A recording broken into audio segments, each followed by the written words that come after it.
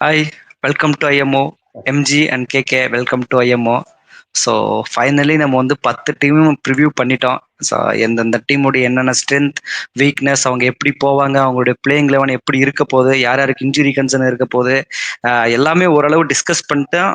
அடுத்தது வந்து நம்ம இப்போ ப்ரடிக்ஷனுக்கு போகிறோம். அதாவது ப்ரடிக்ஷன்னா எப்படின்னா அந்த டாப் போர்னு நான் சொல்ல வரல. நான் எப்படி சொல்ல வரேன்னா, நான் ஐ பிலீவ் இந்த 4 டீம் இல்லை இந்த ஒரு 5 டீம் இல்லை இந்த ஒரு 6 டீம் தான் இந்த குவாலிஃபயருக்குள்ள போவாங்க. இவங்க தான் வந்து ஸ்ட்ரென்த்தா இருக்காங்க அப்படின்ற மாதிரி நம்ம ஒரு ப்ரெடிக்ஷன் வச்சுப்போம். ஸோ அந்த ப்ரெடிக்ஷன் வந்து எப்படி இருக்கும்னா, இட்ஸ் உங்களுடைய ஒப்பீனியனா இருக்கலாம், இல்லை நீங்க ஸ்ட்ரென்த்தை வச்சு அந்த ஸ்குவாட் ஸ்ட்ரென்த்தை வச்சு நீங்க டிசைட் பண்ணிக்கலாம், இல்லை நீங்க பிலீவ் பண்ணலாம் இந்த டீம் தான் வந்து இந்த கேப்டன்சில இந்த கோச் இந்த டீம் வந்து நல்லா இருக்கு அப்படின்னு நீங்க டிசைட் பண்ணி எப்படினாலும் சூஸ் பண்ணலாம். நம்ம எர்லியரா அதை டிஸ்கஸ் பண்ணியிருக்கோம். ஸோ இன்னைக்கு மொத்தமாவே ப்ரெடிக்ஷன் தான் பார்க்க போறோம். இந்த கிட்டத்தட்ட 2 மாசம் ஐபிஎல் இருக்க போது இந்த ஐபிஎல்ல நீங்க ப்ரெடிக்ட் பண்ற டீம் எப்படி எப்படி பண்ண போறாங்க அந்த மாதிரி நிறைய விஷயத்த பேச போறோம். ஸோ ஃபர்ஸ்ட் எபிசோட் வந்து ப்ரெடிக்ஷன். எம்ஜி உங்க கையில சொல்லுங்க, உங்களுடைய டாப் 4 ப்ரெடிக்ஷன், இல்ல நீங்க யார எந்த டீம் எல்லாம் குவாலிஃபை ஆவாங்க அப்படின்னு நினைக்கிறீங்க? என்னை பொறுத்தவரைக்கும் வந்து ரொம்ப பிஃபோரா சொல்ற மாதிரி இருக்கும். ஏன்னா இப்போதான் ஒரு மெகா ஆக்ஷன் முடிஞ்சு எல்லாரும் அவங்க ஸ்ட்ராட்டஜி இது மாதிரி டீம் வந்து செலக்ட் பண்ணிட்டு வந்துருக்காங்க. ஸோ இது நான் எந்த பேஸ்ல நான் சொல்றேன்னா, முழுக்க முழுக்க நான் பிலீவ் பண்ற விஷயத்த வச்சு, எனக்கு இந்த மாதிரி விஷயத்த வந்து பிலீவ் பண்ணி இந்த டீம் வந்து குவாலிஃபை ஆகும்னு சொல்லி நான் ஒரு சில டீம் வந்து ஆர்டர் வச்சிருக்கேன். ஸோ அந்த விஷயத்துல பாத்தீங்கன்னா ஃபோர்த்து அந்த அந்த மாதிரி பிளேஸ் வந்து பஞ்சாப் கிங்ஸ் இருக்காங்க. ஏன் வந்து சூஸ் பண்றேன்னா, அந்த பிரம்சிம்ரன் சிங் நல்லா பேட்டிங் சரி, ஜாஸ் இங்கிலீஷும் சரி, ஆல் ஃபார்மெட்ல ஆடக்கூடிய பிளேயர் பிளஸ் கன்சிஸ்டன்சி இருக்கும் அவர்கிட்ட. ஸ்ரேயஸ் ஐயர் வந்து பாத்தீங்கன்னா இப்ப ரீசெண்ட் டைம்ல அவர் தொடர்றதெல்லாம் தங்கன்ற மாதிரி எல்லாத்தையும் வந்து பெரிய சக்சஸா இருக்கு. அவரோட கேப்டன்சியும் கொஞ்சம் பிளஸ்ஸா இருக்குன்னு தோணுது. அப்புறம் வந்து பாத்தீங்கன்னா டாப் கிளாஸ் ஆல்ரவுண்டர்ஸ் இருக்காங்க. அதாவது மேக்ஸ்வெல்லா இருக்கட்டும், ஒரு மார்க்கு ஜென்சனா இருக்கட்டும், இல்லை மார்க்கஸ் டோனிஸா இருக்கும். ஸோ இந்த மாதிரி வந்து பேட்டிங் லைனப் வந்து எக்ஸ்க்ளூசிவா இருக்கு. பவுலிங் லைனப்பும் பாத்தீங்கன்னா இந்த ட்ரஸ்டட் இந்தியன் போலர்ஸ் ஒரு ஹர்ஷித் சிங்கா இருக்கட்டும், யுசியா இருக்கட்டும். ஸோ இவங்களை வச்சுட்டு ஒரு எங்க டீமோட போறதுனால லாஸ்ட் ஒரு 11 சீசனா பாத்தீங்கன்னா அவங்க வந்து பிளே ஆஃப்ல நுழைஞ்சதே இல்லை. ஸோ இந்த மாதிரி ஒரு அங்கர் இருக்கும், பிளே ஆஃப்ல போறதுக்கு ஒரு அங்கர் இருக்கும். பிளஸ் ஒரு நேம் சேக் இல்லாம ஒரு ஃப்ரெஷ்ஷான ஒரு டீமா போகுது. எனக்கு பிலீவ் பண்ற டீமா இருக்கு. ரொம்ப நேம் சேக் இல்லாம இந்த டீம் பார்த்தாலே தெரியுதா ஏதோ ஒண்ணு பண்ண போகுதுன்ற மாதிரி. ஸோ அந்த அடிக்கு பார்த்தா இது கன்ஃபார்ம் பிளே ஆஃப் போகணும்னு தோணுது எனக்கு பஞ்சாப் கிங்ஸ்.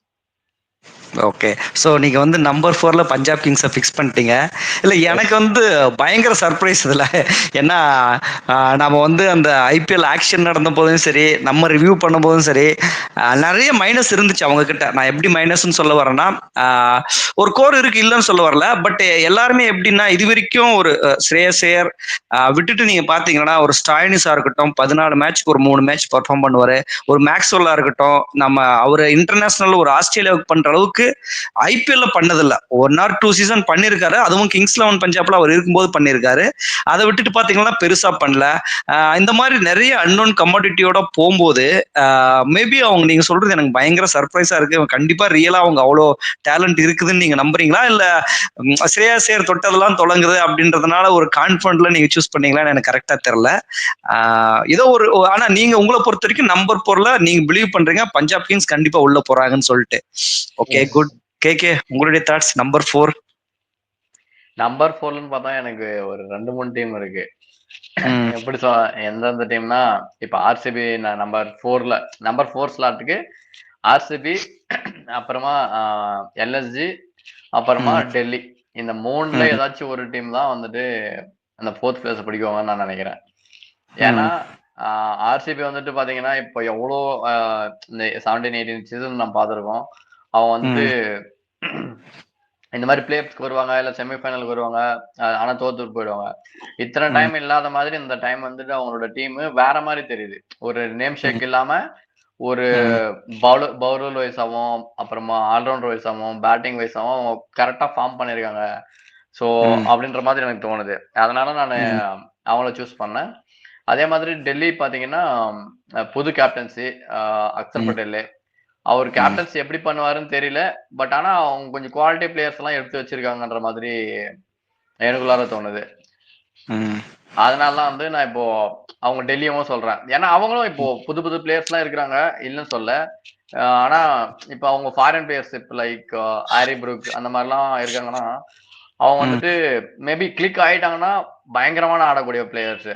ஸோ அதனால அவங்களாம் அந்த பர்ஃபார்மன்ஸ் அவங்க கிட்ட இருந்து கரெக்டா கிடைச்சதுன்னா அந்த டீம் மேனேஜ்மெண்ட் பிலீவ் பண்ண மாதிரி கண்டிப்பா அவங்களுக்கும் சான்சஸ் இருக்கு உள்ள வர்றதுக்கு.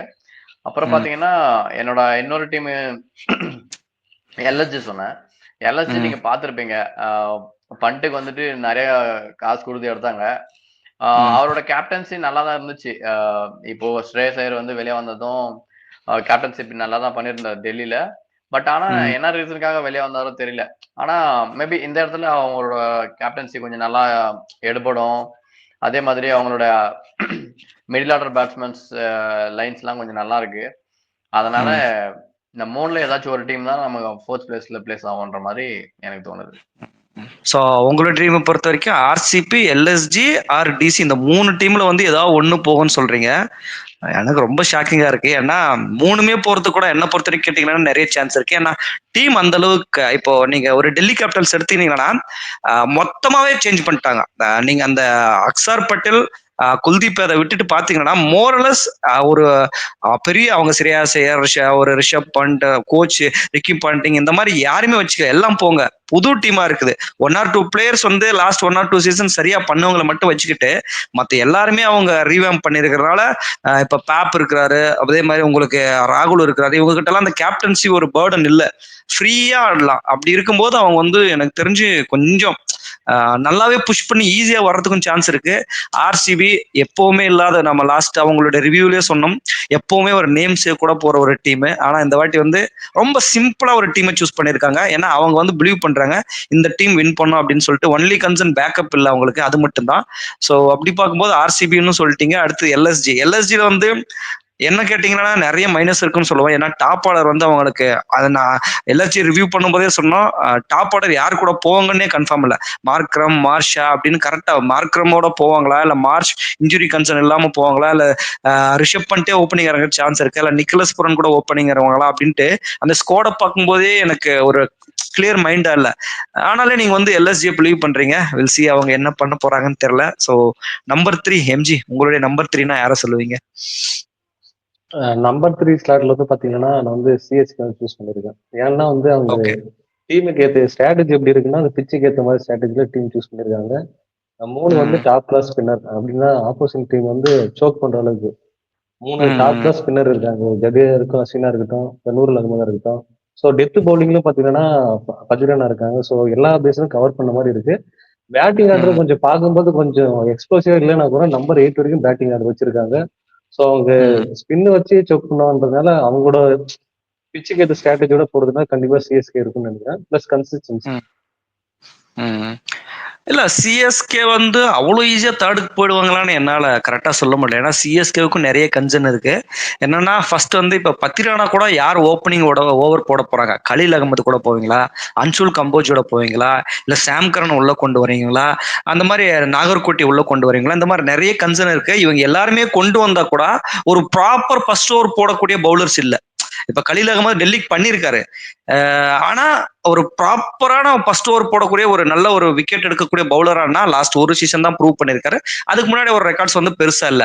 அப்படி பார்க்கும்போது இப்ப நீங்க ஸ்பின்னை வச்சு நீங்க ஆடிக்கலாம், ஓகே 7 மேட்சஸ் ஆடிக்கலாம். அதே அளவுக்கு அவங்க ஆப்போசிட்டும் ஸ்பின்னர்ஸை கொண்டு வருவாங்க. அது ஒரு மைனஸ் இருக்கு. ஏன்னா நம்ம பேட்டிங்கை வந்து அந்த ஸ்பின்னர்ஸ் ஹேண்டில் பண்ணோம்.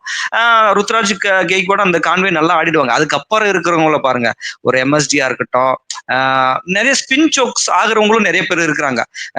அது அது அது ஒரு கன்சர்னா இருக்கு. அதே மாதிரி நீங்க இன்கேஸ் அந்த 7 மேட்ச் விட்டு அவுட் சைடு போகும்போது உங்களுக்கு கண்டிப்பா ஃபாஸ்ட் பவுலர்ஸ் வேணும். அப்போ வந்து நீங்க எப்படி கவர் பண்ணுவீங்கன்றத என்னோட கொஸ்டின். எந்த மாதிரி நீங்க கவர் பண்ணுவீங்க? ஏன்னா இப்ப நான் நிறைய ஆப்ஷன் கொடுத்தேன், சாம் கரன், கலீல் அகமது, இவங்க எல்லாருமே ஒரு பயங்கரமான டாப் ஆர்டர் பவுலிங்னா இல்ல, அதான் உண்மை. சோ அதை நீங்க எப்படி பேலன்ஸ் பண்ணிட்டு உள்ள வருவாங்கன்னு நினைக்கிறீங்க? இல்ல அதை நம்ம டிஸ்கஸ் ஆக்சுவலா டீம் ரிவியூல கூட பேசியிருக்கோம். நம்ம வந்து தீபக் சார் வந்து ரீப்ளேஸ் பண்ற பெரிய பிளேயர் இல்லைன்னு சொல்லிட்டேன். பட் இருந்தாலும் கலீல் அகமது வந்து அவ்வளவு ஒன்றும் மோசமான பிளேயர்லாம் இல்ல. லெஃப்ட் ஹேண்ட் பேசரு நீட்டா பண்ணக்கூடியது.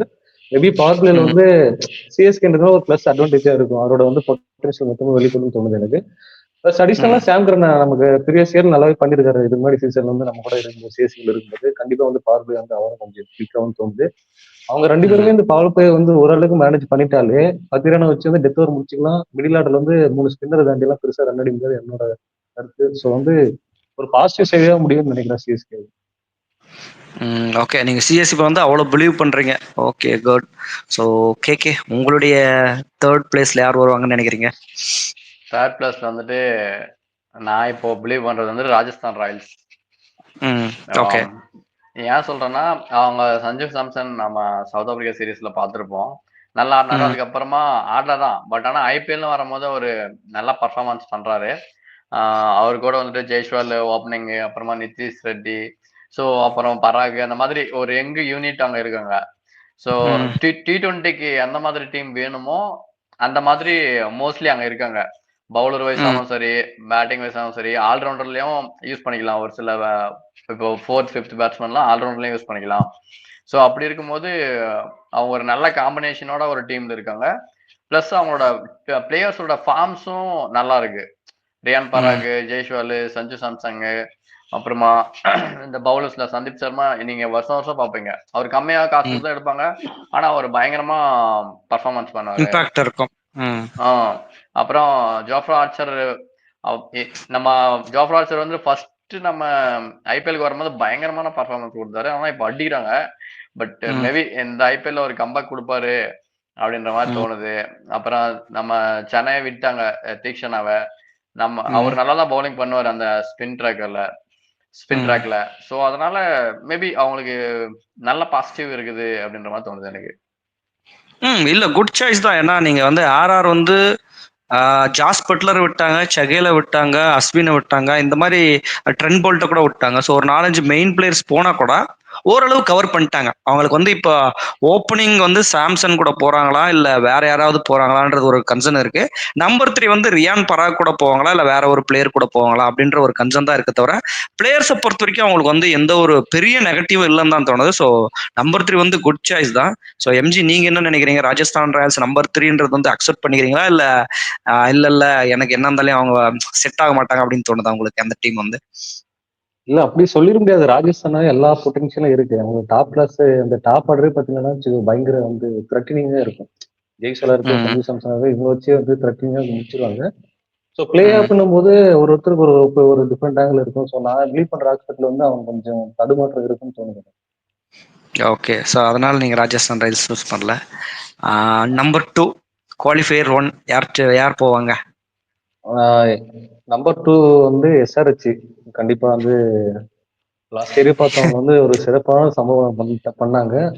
அதே சம்பவத்தை வந்து மறுபடியும் வந்து ரீப்ளேஸ் பண்ற அளவுக்கு டீம் தான் எடுத்து வச்சிருக்காங்க. ரிட்டர்ன் பிளேயர்ஸ் 6 பிளேயர்ஸ் அங்கே இல்ல இன்னும் கொஞ்சம் பெட்டரா பண்ணிருக்காங்க. இன்னும் கொஞ்சம் பெட்டரா பண்ணிருக்காங்க. ஏன்னா இஷன் கிஷன் மாதிரி எல்லாம் அடிஷன் முகமது சமி இன்னும் கொஞ்சம் பெட்டரா பண்ணிருக்காங்கன்னு சொல்லுவேன். இஷான் கிஷன் வந்து பிராக்டிஸ் மேட்ச் எல்லாம் பார்த்தா அவரோட கணக்கு வேற மாதிரி காட்டிட்டு இருக்காங்க.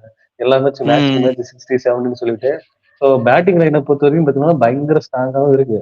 பவுலிங் யூனிட்ல கொஞ்சம் சின்ன வீக்னஸ் இருந்தாலுமே அவங்க வந்து அந்த 200 வந்து சாதாரணமா சேஸ் பண்ணக்கூடிய டீம். அது வந்து கண்டிப்பா நம்பர் வந்து பிடிக்கும். இல்ல அவங்களது வந்து எப்படின்னா பவுலிங் வந்து நல்லா இருக்கு, பேக்கப் இல்ல, அதுதான் பிரச்சனை. கேஸ் இன்ஜுரி ஆயிட்டா என்ன பண்ணுவாங்கன்ற ஒரு கொஸ்டின் தானே தவிர பவுலிங் நல்லா இல்லாமலாம் இல்ல. பேட் கமின்ஸ் இருக்காரு, முகமது சமி இருக்காரு, ஆடம் ஜாம்பா இருக்காரு. ஸோ இந்த மாதிரி அப்புறம் ராகுல் சகாரு போதுமே, எல்லாருமே இன்டர்நேஷனல் ஆடக்கூடிய பிளேயரு. இல்ல அவங்க எல்லாம் இன்ஜுரி கன்சர்ன்ல வந்ததுனால இப்போ ஒரு பேட் கமின்ஸ் சமியா இருக்கட்டும் வந்து ஆல்ரெடி இன்ஜுரி கன்சர்ன் வந்ததுனால மேபி அது கொஞ்சம் வீக்கா இருக்கலாம். அவங்க மொத்த பாகம் கிடைக்காதுன்னு தோணுதுனால. இல்ல அதுதான் சொல்றேன். அவங்க ஒருவேளை இன்ஜுரி ஆகாம இருந்தா அவங்களை பீட் பண்றது ரொம்ப கஷ்டம். ஏன்னா பவுலிங்கை வந்து சூப்பரா செட் பண்ணிட்டாங்க, பேட்டிங்கும் அதே மாதிரி டாப். அந்த 5 பேருமே 5 பேருக்கு 2 பேருக்கு மாட்டிச்சுன்னா கூட அன்னைக்கு கலத்தி கொடுத்துருவாங்க. அதுதான் உண்மை. யாராவது இஷான் கிஷன் வந்து அவர் பயங்கர ஒரு வெறியாவும் இருக்குவாரு. ஏன்னா ஒரு 2-3 வருஷத்துக்கு முன்னாடி அவர் இந்தியன் டீம்ல கிட்டத்தட்ட டெஸ்ட் மேட்ச் வரைக்கும் செலக்ட் ஆனாரு. ஓடியில இருந்தாரு, T20 இருந்தாரு, டெஸ்ட் மேட்ச்க்கு ஈவன் அவர் போனாரு. ஸோ அந்த அளவுக்கு இருந்துட்டு இன்னைக்கு பார்த்தா எந்த ஒரு ஸ்குவாட்லுமே இல்லாத ஒரு இந்தியன் ஸ்குவாட்ல இல்லாத போது கண்டிப்பா அவருக்கு டிசப்பாயின்மெண்ட் இருக்கும். ஸோ அதை கண்டிப்பா இந்த ஐபிஎல் அவர் பில் பண்ணா மட்டும்தான் அடுத்த கட்டத்துக்கு போக முடியுன்றதுனால நம்பர் 3 அவருக்கான பக்காவான ஸ்லாட். ஏன்னா அவருக்கு ஓப்பனிங் வந்து மும்பைல அவ்வளவா செட் ஆகல. ஏன்னா இங்க ஓப்பனிங்கும் அதே அளவுக்கு ஹெட் அபிஷேக் சர்மா இருக்கிறதுனால நம்பர் 3 வந்து ஒரு பர்ஃபெக்டான ஸ்லாட். எக்ஸ்ப்ளோசிவா ஹைதராபாத் வந்து ஒரு பேட்டிங் பேரடைஸ். அந்த மாதிரி கிரவுண்ட் எல்லாம் கிடைச்சா தலைவன் வெளுத்து கட்டுவாரு. ஸோ நம்பர் 2 வந்து செம்ம சாய்ஸ். ஏன்னா எல்லா தகுதியும் இருக்குது அவங்க குவாலிஃபயர் 1க்கு போறதுக்கு. ஸோ கண்டிப்பா அக்செப்ட் பண்ணிக்கிறாங்க. கேகே உங்களுடைய தாட்ஸ்? இப்ப எம்ஜி சொன்னது அக்செப்ட் பண்ணிக்கிறீங்களா இல்ல நீங்க ஏதாவது டிஃப்ரெண்டான ஒப்பீனியன் வச்சிருக்கீங்களா? இல்ல அந்த டாப் 2ல என்னோட டீம் எஸ்ஆர்ஹெச் இருக்கு. ஆனா நம்பர் 1 நம்பர் 2 ஓகே, நான் வந்து எந்த கருத்துமே தெரிவிக்கல. ஏன்னா நம்ம ஆல்ரெடி டீம் ரிவ்யூ பண்ணும்போது சொல்லியிருப்போம், அவங்க பயங்கரமான டீம், கண்டிப்பா செலக்ட் ஆவாங்க சொல்லிட்டு. ஸோ கொஸ்டின்ஸே கிடையாது. ஸோ நம்பர் 2 நீங்களும் எம்ஜியோட அக்ரி பண்ணிக்கிறீங்க, எஸ்ஆர்ஹெச் தான் நம்பர் 2 குவாலிஃபயர் 1 ஆட போறாங்க அப்படின்னு சொல்லிட்டு. ஆனா பட் என்னோட பாயிண்ட் ஆஃப் வியூல நான் வந்துட்டு மும்பை இந்தியன்ஸ் தான் நம்பர் 2 இருக்கும்னு நினைக்கிறேன். எஸ்ஆர்ஹெச் வந்து நான் ஃபர்ஸ்ட் பிளேஸ்க்கு வச்சிருக்கேன். ஓகேவா? மும்பை இந்தியன்ஸ் வந்து நான் செகண்ட் பிளேஸ் வச்சிருக்கேன். ஓகே, ஸோ அதான் அந்த டாப் 2ல எஸ்ஆர்ஹெச் வந்துடுறாரு, ஸோ அதனால ஒத்து போறீங்க. ஸோ எம்ஜி நீ கேகேவே ஸ்டார்ட் பண்ணிட்டேன், நம்பர் 1ல மும்பையை சொல்றாரு. மும்பையை சூஸ் பண்ணதுக்கான ரீசன் என்ன? மும்பை ஏன் நம்பர் 1 நம்பர் 2 வரும்னு நினைக்கிறீங்க? அவங்களோட ஸ்ட்ரென்த்ஸ், மேஜர் ஸ்ட்ரென்த்ஸ். இப்போ அவங்க மேஜர் ஸ்ட்ரென்த்ன்றத அப்படின்றத விட அந்த பிளேயர்ஸை பார்த்துருப்பீங்க. மோஸ்ட்லி பார்த்தீங்கன்னா எல்லாமே இந்தியன் பிளேயர்ஸ். இந்தியன் பிளேயர்ஸ்ல ஒரு T20 ஃபார்மேட் ஸ்டார்ஸ்ன்னு பார்த்தீங்கன்னா அது மும்பை இந்தியன்ஸ்ல தான் இருப்பாங்க மோஸ்ட்லி. அப்படின்னு பார்த்தீங்கன்னா பவுலர்ஸ்லேயே ஸ்டார்ட் பண்ணலாம். நம்ம ஜஸ்பிரீத் பும்ரா ஃபர்ஸ்ட் 2 வீக்ஸ் இருக்க மாட்டாங்கன்னு சொன்னாங்க, பட் அது ஒரு பெரிய இம்பாக்டா இருக்காதுன்ற மாதிரி தான் எனக்கு தோணுது. ஏன்னா இப்ப நம்ம ஹர்திக் பாண்டியாவே பாக்குறீங்க, இப்போ இன்டர்நேஷனல் மேட்ச்லயே அவர் வந்துட்டு செகண்ட் பவுலரா வந்துட்டு போடுறாரு. சோ அதனால அவரு கூட ட்ரெண்ட் போல்ட் இருக்காரு. அவங்களோட பழைய செட்டு திருப்பி வந்து அமையுது. ட்ரெண்ட் போல்ட்டும் ஜஸ்பிரீத் பும்ராவும் அப்புறமா ஹர்திக் பாண்டியா, இவங்க 3 பேரும் சேர்ந்துட்டாவே அவங்க அந்த டெத் பவுலிங் எல்லாம் பயங்கரமா போட்டுருவாங்க. சோ அதனால ஆப்போசிட் டீம் பயங்கரமான கஷ்டப்பட அவங்க கிட்ட ரன் பண்ண. அதே மாதிரி அதுல இன்னொரு சாண்டனர், அவர் இப்ப ரீசெண்டா என்ன மாதிரி பர்ஃபார்ம் பண்றான்னு பாத்துருப்பீங்க. அது இல்லாம இப்ப வான்கடையில போயிட்டு அவர் பால் எல்லாம் சீரியஸாவே பயங்கரமா எடுபடும். அந்த பவுலிங் லைனப்ல அவங்க மாசா இருக்காங்க. அதே மாதிரி பேட்டிங் லைனப்ல பாத்தீங்கன்னா ரோஹித் சர்மா, சூரியகுமார் யாதவ், திலக் வர்மா, அப்புறமா திருப்பியும் ஹர்திக் பாண்டியா, இந்த மாதிரி பயங்கரமான பிளேயர்ஸ் இருக்கும்போது நம்ம எப்படி அவங்கள பிளேயர்ஸ் வரமாட்டாங்கன்னு சொல்ல முடியும் சொல்லுங்க. சோ கண்டிப்பா அவங்க டாப் 2 தான் இருப்பாங்க. இல்லை, எனக்கு தெரிஞ்சு அவங்க மேலே நிறைய கன்சர்ன் இருக்குது. நான் டீம் ரிவ்யூ பண்ணும்போது சொன்னேன், கண்டிப்பாக நம்பர் 2 நம்பர் 1ல இருப்பாங்கன்னு நானும் அக்செப்ட் பண்ணிக்கிறேன். ஆனால் இப்போ நான் கொஞ்சம் ஸ்லைட்டாக வேறுபடுறேன். ஏன்னா முக்கியமான விஷயம் பும்ரா இல்லை. கிட்டத்தட்ட ஐபிஎல் ஒரு ஏப்ரல் ஸ்டார்ட் ஆகி ஒரு 1 or 2 வீக் அவர் இருக்க மாட்டாரு. ஒரு 6 மேட்ச் பக்கம் மும்பை ஆடிடுவாங்கன்னு நினைக்கிறேன். 6ல இருந்து 5 மேட்ச் ஆடிடுவாங்க வித்தவுட் பும்ரா போறாங்க. ஃபர்ஸ்ட் மேட்ச் உங்களுக்கு ஹார்திக் பாண்டியா இல்ல, யார் கேப்டன் பண்ண போறாங்கன்னு தெரியல. ஏன்னா அவர் வந்து லாஸ்ட் மேட்ச்ல வந்து ஸ்லோ ஓவர் ரேட்னால அவருக்கு பேன் இருக்கு. ஃபர்ஸ்ட் மேட்ச்ல அவர் கண்டிப்பா இருக்க மாட்டாரு. ஸோ ஃபர்ஸ்ட் மேட்ச்ல யார் கேப்டன் பண்ணுவாங்க, அது ஒரு இன்னும் ஒரு சஸ்பென்ஸாவே இருக்கு. வித்தவுட் பும்ரா நீங்க போனீங்கன்னா அந்த ஸ்லாட்டை யாரை வச்சு ஃபில் பண்ணுவீங்கன்றது ஒரு கொஸ்டின். ஏன்னா உங்களுக்கு ஒரே ஒரு பவுலர் தான் இருக்காரு, ரீஸ் டோப்லி. நல்லா தெரிஞ்ச முகம்னா ரீஸ் டோப்லி மட்டும்தான் இருக்கிறாரு. அதை விட்டுட்டு பாத்தீங்கன்னா ட்ரெண்ட் போல்ட், தீபக் சகர், இவங்க கூட தான் போனோம். நீங்க வந்து ஒரு ரீஸ்டாப், ஒரு பும்ரா மாதிரி பிளேயருக்கு நிஜமாவே ரீஸ்டாப்லி மட்டும்தான் பேக்கப் பண்ணா கண்டிப்பா அக்செப்ட் பண்ண முடியாது. ஏன்னா நீங்க ஒரு 10 ரன் 15 ரன் 2 ஓவருக்குள்ள மெயின்டைன் பண்ணோம்னா கூட உங்களால பும்ரா இருக்கும். பும்ரா இருக்கிற மும்பை இந்தியன்ஸ் டீமுக்கும் பும்ரா இல்லாத மும்பை இந்தியன்ஸ் டீமுக்கும் நிறைய டிஃபரன்ஸ் இருக்கு. ஸோ அப்படி பார்க்கும்போது அவங்க ஒருவேளை 6-7 மேட்ச் பும்ரா இல்லாம ஆடிட்டா நிறைய ஸ்ட்ரகிள் ஆகும்னு நினைக்கிறேன். ஏன்னா பும்ரா வந்ததுக்கு அப்புறம் அவர் செட் ஆகணும். அவருக்கு ஒரு 2-3 மேட்ச் எடுத்த உடனே வந்த உடனே அவர் பயங்கரமா பிரம்மாண்டமா பண்ண முடியாது. ஆனா அவர் வந்து செட் ஆகணும். இப்படி பார்க்கும்போது அது ஒரு பெரிய மைனஸா தோணுது. இன்னொன்னு என்னன்னா, ஸ்பின்னர் வந்து மிச் சாண்டர் இருக்காரு. ஆனா அவருக்கு பேக்கப்பா யாரை கொடுப்பீங்க? கரண் சர்மா வந்து ஐபிஎல்ல பண்ணியிருக்காரு. அப்படியே பிரம்மாண்டமான ஸ்பின்னரானா இல்ல, அதையும் நம்ம அக்செப்ட் பண்ணிக்கணும். அதுக்கு அடுத்து நீங்க பாத்தீங்கன்னா முஜிபுர் ரஹ்மான் இருக்காரு. நீங்க சொல்லுங்க. எனக்கு எப்படி இருக்குன்னா, இந்த இன்ஜுரி பத்தி பேசுறது, பிளேயர்ஸ் வந்து அவைலபிலிட்டி வச்சு பேசாம டீம் ஸ்குவாட் வச்சு ரிவ்யூ பண்ணதுன்னா, மும்பை இந்தியன்ஸ் வந்து பீட் பண்றதுக்கான ஸ்குவாடு இப்ப இந்த டாப் 10ல எந்த ஸ்குவாடும் வந்து இல்ல நாம பேசி ஆகணும். ஏன்னா நீங்க ஸ்குவாட இன்ஜுரி வச்சு பேசி ஆகணும். ஏன்னா அவர் அவைலபிள் இல்ல, கன்ஃபார்ம். அவர் கன்ஃபார்ம். பும்ரா இல்ல, ஃபர்ஸ்ட் 6 மேட்ச் இல்ல. நியூஸ் கேள்விப்பட்டேன். இல்ல அவர் வந்து ஸ்ட்ரகிள் பண்ணுவாங்க, தவிர வின் பண்ண மாட்டாங்க. இப்போ ஒரு 6 மேட்ச் விளையாடுறாங்கன்னா 6 மேட்ச் கண்டிப்பா 4 மேட்ச் வின் பண்ணுவாங்க இந்த ஸ்குவாட். இல்ல நான் ஒரு ஜஸ்ட் ஒரு எக்ஸாம்பிள், நான் ஒரு ஸ்கினாரியோ கொடுக்குறேன். இப்போ வந்து நீங்க ஒரு மும்பை கிரவுண்ட்லயே ஆடுறீங்க. லாஸ்ட் 5 ஓவருக்கு வந்து 70 ரன் 65 ரன் அடிக்கணும்னு வச்சுக்கோங்களேன். கண்டிப்பா பும்ரா தான் வின் பண்ணிடலாம் நீங்க. ஏன்னா அவர் லாஸ்ட் 3 ஓவர் போடுவாரு. இப்போ தீபக் சவாரும் ட்ரெண்ட் போல்ட் இருக்கும்போது ட்ரெண்ட் போல்ட் 3 ஓவர் ஃபர்ஸ்ட் இனிஷியலா முடிச்சிருவாரு. தீபக் சவார் கிட்டத்தட்ட ஒரு 2-3 ஓவர் முடிச்சிருவாரு. லாஸ்ட் டெத் ஓவருக்கு ஆளுக்கு ஒரு ஓவர் வச்சுப்பாங்க. ஸோ அதுக்கடுத்து ஸ்பின் இன்ட்ரடியூஸ் பண்ணிடுவாங்க. பும்ரா வந்து 10வது ஓவருக்கு மேலதான் கொண்டு வராரு. நீங்க நினைச்சு பாருங்க, பும்ராவை லாஸ்ட் 3 ஓவர் நீங்க ஃபேஸ் பண்றது 1 or 2 மேட்ச் ஆகும், ஒத்துக்கிறோம். 1 or 2 மேட்ச் மிஸ் ஆகும். ஆனா நீங்க 14 மேட்ச் அவர் அந்த டெத் ஓவர் இப்படிதான் போடுவாருன்னா கண்டிப்பா சொல்ல முடியாது. அந்த அளவுக்கு அவர் இன்னைக்கு இருக்கிற ஃபார்ம், ஒரு ஆஸ்திரேலியன் மாதிரி ஒரு டெஸ்ட் சீரீஸ்ல போயிட்டு, ஆஸ்திரேலியன் வந்து பெஸ்ட் பவுலர் கிடையாது, இந்தியன் பெஸ்ட் பவுலர். அவங்க பாஸ் பவுலிங்க்கு பேர் போன ஒரு கிரிக்கெட், அந்த கிரிக்கெட் ஆஸ்திரேலியா, அவங்க கிட்டத்தட்ட ஸ்டார்க்கு, பேட் கமின்ஸ், ஹேசல்வுட் இந்த மாதிரி எல்லாருமே இருந்தும் நம்மால தான் வந்து மேன் ஆஃப் த சீரிஸ் வாங்கிட்டு வந்தாரு, அவ்வளவு விக்கெட் எடுத்தார். அப்ப நீங்க நினைச்சு பார்த்துக்கோங்க, அவரோட கரண்ட் ஃபார்ம் வந்து அந்த அளவுக்கு இருக்கும். அவர் இல்லாத வந்து நான் ஒரு பெரிய மைனஸா நினைக்கிறேன். அவர் இல்லாதனால வின் பண்ண மாட்டாங்க, வின் பண்ணுவாங்க, டிஃபரன்ஸ் இருக்கும்ன்றது வேற. அவர் இருந்தா அந்த மும்பை வந்து வேற லெவல் ஸ்ட்ராங்கா இருக்கும். அவர் இல்லாம பார்க்கும்போது இட்ஸ் ஒரு குட் டீம், அவ்வளவுதான் தோணுதுன்னு நான் சொல்ல வரேன். எம்ஜி நீங்க உங்க சொல்லுங்க. கன்சர்ன் என்னன்னா பிளேயர்க்குள்ள வந்துருவாங்க, அந்த டாப் ஒன்றது வந்து ஏத்துக்க முடியல. ஏன்னா அந்த பிளேயர் அவைலபிலிட்டி வச்சு ஏத்துக்க முடியலன்ற மாதிரி ஒரு கன்சர்ன் இருக்கு. பட் இந்த டீம் வச்சு இந்த பேட்ஸ்மேன் டீம் வந்து வச்சுக்கோங்க, ஸ்டார்டிங் டு எண்ட் வரைக்கும் பார்த்து ஒரு திலக்கா இருக்கட்டும், ரோஹித் சர்மா இருக்கட்டும், மேபி ஹர்திக் பாண்டியா ஒரு மேட்ச் இல்லைன்னா கூட செகண்ட் மேட்ச்ல அவைலபிள்னா கூட இந்த டாப் 6 to 7 பாத்தீங்கன்னா இந்த 200 சேஸ் பண்ணது அசால்ட்டா சேஸ் பண்ணுவாங்க. அந்த அளவுக்கு பொட்டன்ஷியல் இருக்கு. ஏன்னா ஒருத்தருக்கு அக்செப்ட் பண்ணிக்கிறேன் கண்டிப்பா. நீங்க இருக்கு. பேட்டிங்ல வந்து எந்த ஒரு குறையும் இல்ல. இல்ல இந்த நீங்க சொல்ற இந்த பவுலிங் யூனிட் வந்து போல்ட்டா இருக்கட்டும், ஜகாரா இருக்கட்டும் டீசெண்டா பண்ணக்கூடிய ஆளு. ஷார்ட்னரா இருக்கட்டும் கண்டிப்பா பண்ணுவாரு. ஏன்னா அவர்கிட்ட இருக்க ஒரே ஸ்பின்னர், ஸ்ட்ராங் ஸ்பின்னர் அவர் தான், அவர் நீட்டா பண்ணிடுவாரு. ஸோ நம்ம ஹர்திக் வச்சே வந்து ஒரு 2 ஓவர் வந்து மூவ் பண்ணிடலாம். பெருசா எக்கனாமிக்கா போனாலுமே கொஞ்சம் அவரை கண்ட்ரோல் பண்ணது கிளியர் தான். இதே மாதிரி தான் லூப் ஹோல்ஸ் மற்ற டீமுக்கும் இருக்கு. இந்த மாதிரி பவுலிங் பார்த்தா ஒருத்தர் வந்து டாப்பாவும், இன்னொருத்தர் வந்து அவருக்கு ஒரு சப்போர்ட்டிவ் ரோல் கொடுக்கறது மாதிரி தான். இல்ல அதையும் அக்செப்ட் பண்ணிக்கிறேன். ஆனா இதுல ஒரு விஷயத்தை நல்லா புரிஞ்சுக்கோங்க. I think last 2 years 3 years Deepak Sahar இன்னும் 14 மேட்ச் ஆடவே இல்லை. ஒரு சீசன் ஃபுல்லா லாஸ்ட் 3 வருஷமா ஆடவே இல்லை அவரை. அவருக்கும் இன்ஜுரி கன்சர்ன் இருக்கு. இல்ல ஓகே தான். இப்போ போன நம்ம ஸ்குவாடு, பும்ரா இல்லா ஸ்குவாடு, சாம்பியன் டிராபி ரொம்ப கஷ்டம் அப்படின்னு பேசிட்டு இருந்தோம். பட் அங்கேயும் நம்ம வந்து ஒரு மேஜிக் பண்ணோம். சோ அதே மாதிரி கேப்டன்சி இந்தியன் கிரிக்கெட் டீம் வந்து டிஃபரெண்ட், ஐபிஎல் டீம் வந்து ரொம்ப டிஃபரெண்ட். அதே நீங்க T20 வேர்ல்ட் கப் வின் பண்ணீங்க, T20 வேர்ல்ட் கப் வின் பண்ணீங்க, கிட்டத்தட்ட பாதி மும்பை ஸ்குவாட் வச்சிருந்தீங்க. ஆனா நீங்க ஐபிஎல் என்ன பண்ணீங்க, நம்பர் 10ல வந்தீங்க. நீங்க வந்து T20 வேர்ல்ட் கப் வின் பண்ண டீமை பாருங்க, சூரியகுமார் யாதவ், ஹர்திக் பாண்டியா, ரோஹித் சர்மா, அதுக்கப்புறம் ஜஸ்பிரித் பும்ரா, 4-5 பேர் கவர் ஆயிடுச்சு டீம்.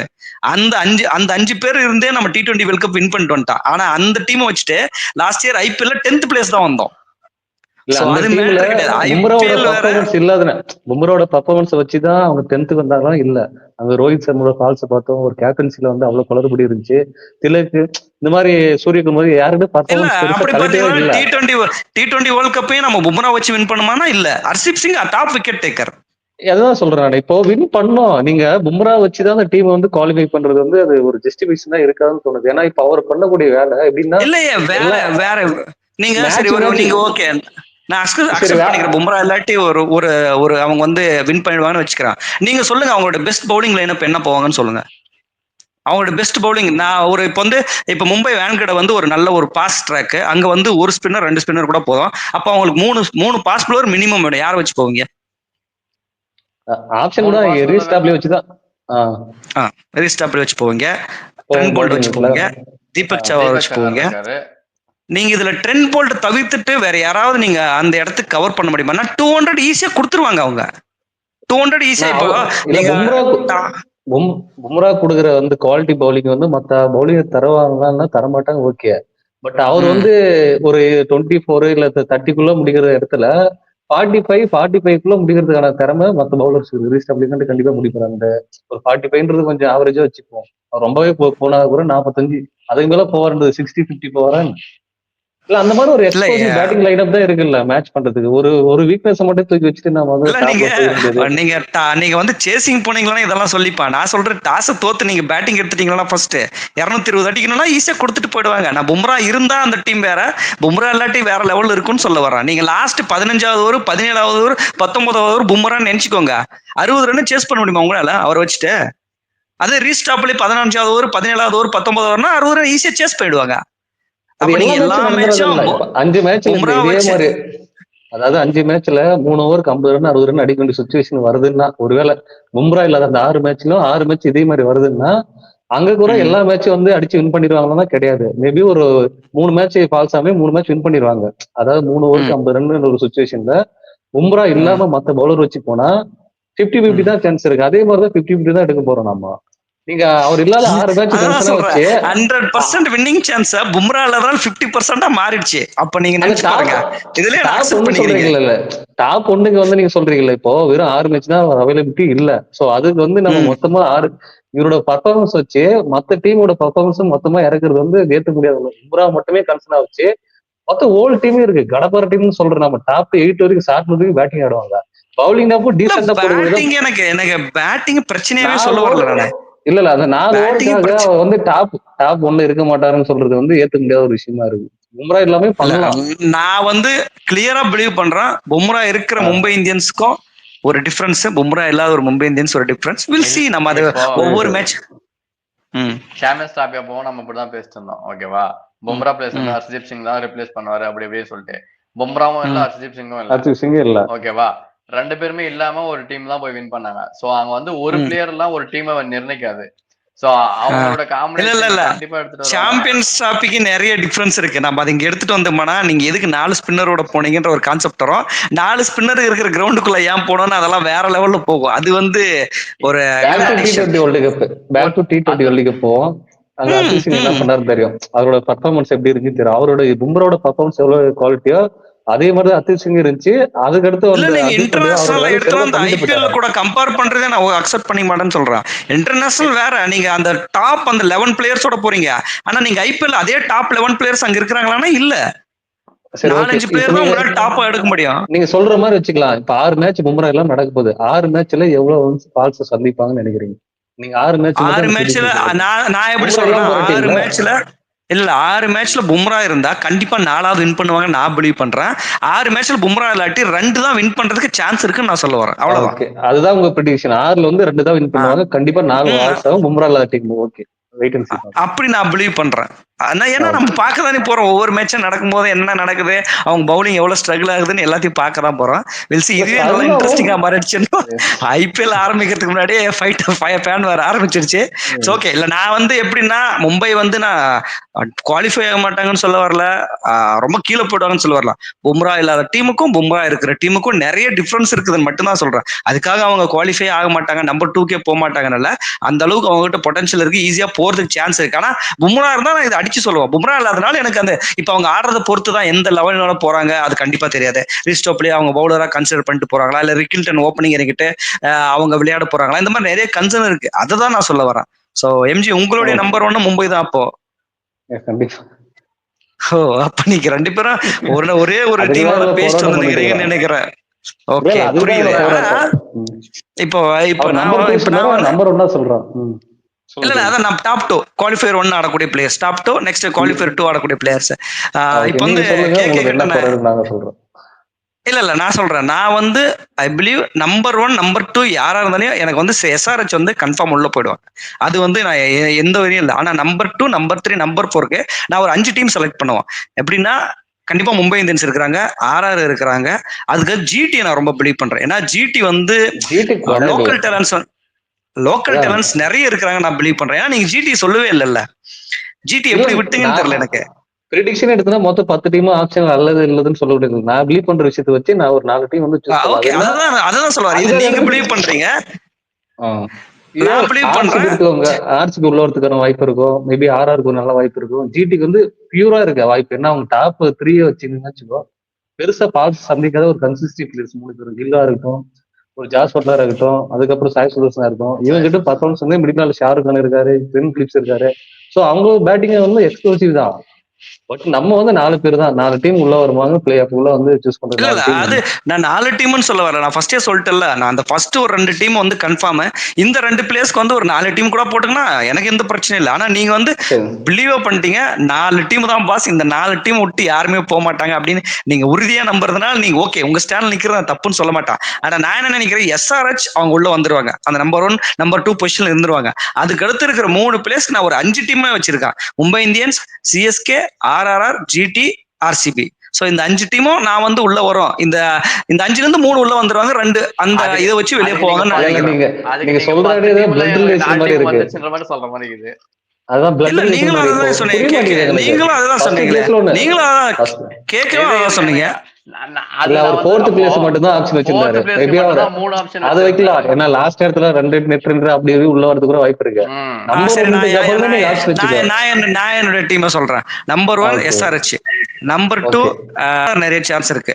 ஏன்னா நிறைய பண்ணியிருக்காங்க. அவங்க வந்து இந்த வருஷமும் அதே ஸ்குவாடோட போறதுனால நம்பர் 1 வந்து உங்களுக்கு எஸ்ஆர்எச் வந்துடும், நம்பர் 2 வந்து ஆர்ஆர் வந்துடும், நம்பர் 3 மும்பை இந்தியன்ஸ் வரும், நம்பர் 4க்கு வந்து ஒரு 3 டீம் வச்சிருக்கேன், ஆர்சிபி, சிஎஸ்கே, ஆர்ஜிடி.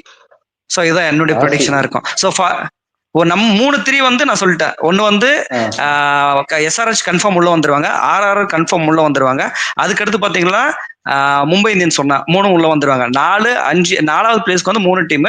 ஒன்னு வந்து ஜிடி, இன்னொன்னு சிஎஸ்கே, இல்ல ஆர்சிபி. இந்த 3 டீம்ல யாரோ ஒருத்தர் உள்ள வருவாங்கன்னு நான் நினைக்கிறேன். ஸோ இதுதான் என்னுடைய ப்ரெடிக்ஷனா இருக்கும்.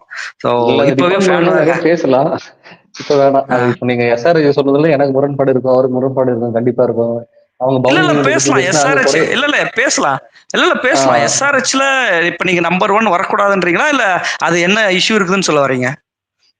இல்ல வரக்கூடாது இல்ல, நான் சொல்ற ஒரு இன்கன்சிஸ்டன்சி இருக்கும் அப்படி, அந்த மாதிரி ஒரு ஃபீல்ட்ல போகும். நானு பெருசா ஓகே இல்ல, நீங்க வந்து இப்ப எப்படி மும்பை இந்தியன்ஸ் வந்து பும்ரா வந்து இல்லாதனால கூட நம்பர் 2 வந்துருவாங்க, நம்பர் 1 வந்துருவாங்க பிலீவ் பண்றீங்களோ, ஐ பிலீவ் எல்லா பொட்டன்ஷியலும் இருக்கு. கண்டிப்பா எஸ்ஆர்எச் வந்து உள்ள வருவாங்க. நம்பர் 1 நம்பர் 2 அவங்க தான் இருப்பாங்க. அடிச்சு சொல்றேன் நானு, அதுக்காக சொல்றேன். அடுத்தது ஆர்ஆர் யாருன்னு சொல்றேன்னா, ஐ பிலீவ் ஆர்ஆர் வந்து அவங்களோட பொட்டன்ஷியலுக்கு அவங்க எப்பவுமே ஆடுவாங்க. எல்லா வருஷமும் நம்பர் 2 நம்பர் 3 வந்துருவாங்க. என்னன்னா அவங்களோட குவாலிஃபயர் 2ல குவாலிஃபயர் 1ல ஏதாவது ஒன்று விட்டுட்டு வெளியே போயிடுவாங்க. இதுதான் அவங்களுடைய ஸ்டோரியா இருந்துட்டு இருக்குது. ஸோ எப்பவுமே உள்ள வருவாங்க, வந்ததுக்கு அப்புறம் அவ்வளவுதான், அவங்க வேலை முடிச்சிட்டு மாதிரி வெளியே போயிடுவாங்க. இந்த வருஷமும் ஐ பிலீவ் ஆர்ஆர் நல்லா வச்சிருக்காங்கன்னு நினைக்கிறேன். மும்பை இந்தியன்ஸ் நீங்க சொன்ன மாதிரி தான், நீங்க ஒருவேளை பும்ரா வந்து கண்டிப்பா 14 மேட்ச் ஆடுவாருன்னு இருந்தா நம்பர் 1 நம்பர் 2 பிளேஸ்ல மும்பை இந்தியன்ஸ் தான் இருந்திருப்பாங்க. இப்போ வந்து பும்ரா இல்லாதனால ஐ பிலீவ் அவங்க வந்து குவாலிஃபயர் 2 தான் ஆடுவாங்க, குவாலிஃபயர் 1 ஆட மாட்டாங்கன்னு நான் பிலீவ் பண்றேன்.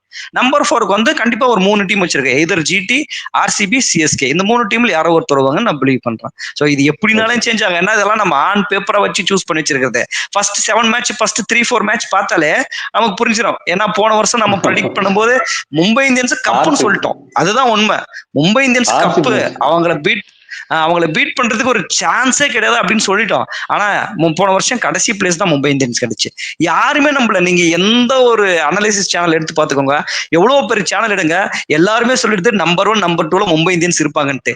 யாருமே ப்ரெடிக்ட் பண்ண முடியல நம்பர் 10க்கு போவாங்கன்ட்டு. அவங்களுடைய ஒஸ்ட்னா அதுதான். ஸோ அதனால இனிஷியல் ப்ரெடிக்ஷன் இப்படிதான் இருக்கு. ஏன்னா நம்ம வந்து நமக்கு பிடிச்ச டீம் இருக்குது, ஸ்குவாடை நம்ம பேஸ் பண்ணி சொல்லியிருக்கிறோம். இந்த மாதிரி ஒரு 3-4 மேட்ச் போன உடனே நமக்கு புரிஞ்சிடும், ஓகே ரோஹித் சர்மா ஃபார்ம்ல இருக்காரா, சூரியகுமார் யாதவ் ஃபார்ம்ல இருக்காரா, திலக் வர்மா ஃபார்ம்ல இருக்காரா, ருத்ராஜ் கெய்க்வாட் ஃபார்ம்ல இருக்காரா, தேவான் கான்வே ஃபார்ம்ல இருக்காருன்ட்டு ஒரு 3 மேட்ச் 4 மேட்ச் பார்த்த உடனே கண்டிப்பா நமக்கு ரியலைஸ் ஆயிடும், ஓகே இவங்க எல்லாம் ரொம்ப ஃபார்ம்ல இருப்பாங்கன்னு நினைச்சேன், இவ்வளவு சொத்தை ஆயிட்டாங்க அப்படின்னு அப்பதான் நமக்கு ரியலைஸ் ஆகும். அதனால இது இனிஷியல் தாட்ஸ், இதுதான் நான் நினைக்கிறேன். ஒரு 7 மேட்ச் போனதுக்கு அப்புறம் மறுபடியும் நம்ம ரீவாம் பண்ணலாம், நம்மளுடைய ப்ரெடிக்ஷன் சேஞ்ச் பண்ணலாம். ஏன்னா நம்ம அப்போ வந்து 7 மேட்ச் பார்த்த உடனே தெரிஞ்சிடும், ஓகே இவங்க எல்லாம் நல்லா விளையாடுறாங்க, இந்த டீம் தான் வந்து உள்ள போகும் அப்படின்னு சொல்லிட்டு அப்ப நம்ம வந்து மறுபடியும் செகண்ட் ப்ரெடிக்ஷன் மாதிரி வச்சுக்கலாம். ஆனா இப்போதைக்கு நம்மளுடைய லெவல் 4ன்னு பார்த்தா இதுதான் நான் சொல்ல வரேன். ஆனா எனக்கு என்ன ஷாக்கிங்னா, கேகே வந்து சிஎஸ்கே செலக்ட் ஆகாதுன்னு சொல்லிட்டாரு. அன்பிலீவபிள். சிஎஸ்கே வந்து செலக்ட் ஆகாதுன்னு சொல்றதெல்லாம் நம்ம எல்லாருமே கேகேஆரை விட்டுட்டோம். எதனால விட்டோம்னே எனக்கு தெரியல. கேகேஆர் வந்து அவ்வளவு ஸ்ட்ராங்கா இருக்கிறாங்க, பழைய டீம் இல்ல. அது சிஎஸ்கே ஃபார்ம்ல கரண்ட்ல. அதே மாதிரி எம்ஜி வந்து எப்படி டிசி விட்டாருன்னு எனக்கு தெரியல, அதே மாதிரி ஆர்ஆர் எப்படி விட்டாருன்னு தெரியல. சோ ஏன்னா அவங்க எல்லாம் வந்து மொத்தமா 4 டீம் தான் சொல்ல முடியும் ஆயிடுச்சு. அதுக்கப்புறம் என்ன எல்லா டீமும் இல்ல அந்த 4 டீமை கம்பேர் பண்ணும்போது இவங்க கீழே இருக்கிறாங்கன்னு நினைச்சிட்டீங்களோ அப்படின்றது எனக்கு ஃபீல். அப்படிதான் ஒரு ஸ்டார் இருக்குன்றதா நம்ம வந்து மத்த டீம் கம்பேர் பண்ணது. இல்ல நானே டிசி வந்து ஒரு சுத்தமா பிலீவ் பண்றேன், பட் என்னால எடுக்க முடியல. ஏன்னா அதை கம்பேர் பண்ணும்போது ஆர்சிபி, சிஎஸ்கே, ஜிடி வந்து இன்னும் கொஞ்சம் ஸ்ட்ராங்கா இருக்கிற மாதிரி ஃபீல் ஆகுது. ஏன்னா அவங்களுக்கும் ஒரு பிரச்சனை இருக்கு மிடில் ஆர்டர்ல அப்படின்னு தான் நான் நினைச்சேன். சி நம்மளுடைய ப்ரெடிக்ஷன் எப்படி ஆக போகுதுன்னு தெரியல. ஏன்னா அப்படியே நம்ம சொல்றது ரிவர்ஸ்ல கூட நடக்கிற சான்ஸ் இருக்கு. டிசி நம்பர் 1ல, கேகேஆர் நம்பர் 2ல, பிபிகேஎஸ் நம்பர் 3ல வர்றதுக்கு சான்ஸ் இருக்கு, எல்எஸ்சி நம்பர் 4ல வர்றதுக்கு சான்ஸ் இருக்கு. அதனால வந்து நம்ம சொல்றதெல்லாம் நடக்க போறதுல. பட் இப்பவே நம்ம வந்து ஐபிஎல் மோடுக்குள்ள போயிட்டோம், அது மட்டும் கன்ஃபார்ம் ஆயிடுச்சு. இன்னும் விட்டா அடிச்சுக்கிறது மட்டும் தான் பெண்டிங். ஸோ 20 செகண்ட் ஸ்டார்ட் ஆக போகுது. ஸோ வேற லெவல் ட்ரீட் இருக்குது நம்மளுக்கு. ஒவ்வொரு மேட்சும் நம்ம பயங்கரம் ப்ரெடிக்ட் பண்ண தான் போறோம். ஏன்னா மேட்சுக்கு முன்னாடி ப்ரிவியூ பண்ணிட்டு அடுத்து அந்த மேட்ச் யார் வின் பண்ணுவாங்க, அந்த கிரவுண்டு எல்லாமே அனலைசிஸ் பண்ண போறோம். ஸோ ரொம்ப இந்த இன்ட்ரெஸ்டிங்கா இருந்துச்சு. இதுதான் எதிர்பார்த்தோம் ரொம்ப நாளா, இந்த கிரிக்கெட் கான்வர்சேஷன் இப்படி இல்லைன்ட்டு இன்ட்ரெஸ்டிங்கா இருந்துச்சு. ஸோ அடுத்த வீடியோவில் உங்களை சந்திக்கிறேன். பாய். அதே மாதிரி வியூவர்ஸ், இந்த வீடியோஸ் உங்களுக்கு பிடிச்சிருந்தா லைக் பண்ணுங்க, ஷேர் பண்ணுங்க, அதே மாதிரி சேனலை சப்ஸ்கிரைப் பண்ணுங்க.